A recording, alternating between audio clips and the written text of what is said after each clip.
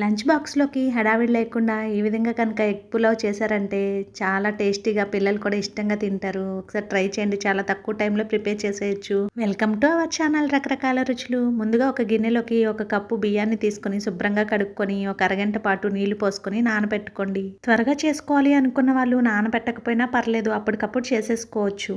ఇప్పుడు ఈ రెసిపీకి ఒక ఆనియన్ను, ఒక కప్పుకి ఒక ఆనియన్ను, ఒక టమాటో, ఒక పచ్చిమిరపకాయ తీసుకొని ఈ విధంగా సన్నగా ముక్కలుగా తరుక్కోండి. అలాగే 2 కోడిగుడ్లను ముందుగానే ఉడకపెట్టుకొని పెంక తీసుకొని ఘాట్లు పెట్టుకొని పక్కన పెట్టుకోండి. ఇక్కడ నేను యూజ్ చేసిన చాపింగ్ బోర్డ్ కానీ అలాగే ఈ పిజియన్ ప్రెషర్ కుక్కర్ కానీ మీకు కావాలంటే డిస్క్రిప్షన్లో లింక్స్ ఇస్తాను. ట్రై చేసి బై చేయండి. తర్వాత స్టవ్ ఆన్ చేసుకుని ఒక ప్రెషర్ కుక్కర్ పెట్టుకొని 3 స్పూన్లు ఆయిల్ వేసుకుని ఆయిల్ హీట్ ఎక్కాక హోల్ గరం మసాలాని యాడ్ చేసుకోండి.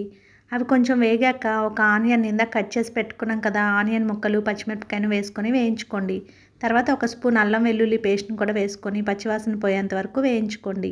తర్వాత ముందుగానే కట్ చేసి పెట్టుకున్న టమాటా ముక్కలను కూడా వేసుకొని వేయించుకోండి. 2 నిమిషాలు అలా వేగిన తర్వాత ఇప్పుడు రుచికి సరిపడినంత ఉప్పును, అలాగే ఒక పావు టీ స్పూను పసుపును, అర స్పూన్ కారము, అలాగే ఒక ముప్పావు స్పూను గరం మసాలాని కూడా వేసుకొని వేయించుకోండి.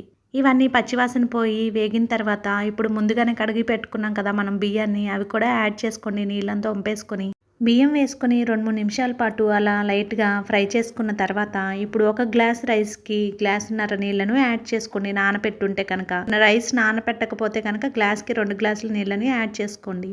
ఇష్టమైన వారు పుదీనా కొత్తిమీర తరుగును కూడా యాడ్ చేసుకోవచ్చు. అవేమీ లేకపోయినా టేస్ట్ చాలా బాగా వస్తుంది. ఒకసారి ట్రై చేయండి. ఇప్పుడు కోడిగుడ్లను కూడా యాడ్ చేసుకోండి. తర్వాత కుక్కర్ మూత పెట్టుకొని ఒక 3 విజిల్స్ వచ్చేంత వరకు ఉడకనిస్తే చక్కగా పొడిపొడిలాడుతూ వస్తుంది ఎగ్ పులావ్. మీరు కనుక మన ఛానల్ని ఫస్ట్ టైం చూస్తూ ఉంటే సబ్స్క్రైబ్ చేసుకొని వీడియోని లైక్ చేసి సపోర్ట్ చేయండి. ఈ విధంగా విజిల్స్ వచ్చిన తర్వాత స్టవ్ ఆఫ్ చేసేసుకొని ప్రెషర్ అంతా రిలీజ్ అయ్యాక కుక్కర్ మూత ఓపెన్ చేసుకొని చూస్తే చక్కగా ఉడికిపోయి ఉంటుంది ఎగ్ పులావ్. పొద్దున్నే లంచ్ బాక్సుల్లో కానీ ఈవినింగ్ డిన్నర్ టైంలో కానీ ఇలా ఈజీగా సింపుల్గా చేసేసుకోవచ్చు. మీరు కూడా ఒకసారి తప్పకుండా ట్రై చేయండి ఈ రెసిపీని.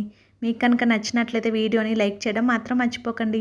చూడండి పొడిలాడుతూ చక్కగా వచ్చింది కదా రైస్. ఈ విధంగా నేను చూపించినట్టు ఒకసారి మీరు కూడా ట్రై చేసి ఎలా ఉంది అనేది కామెంట్ సెక్షన్లో కామెంట్ చేయండి.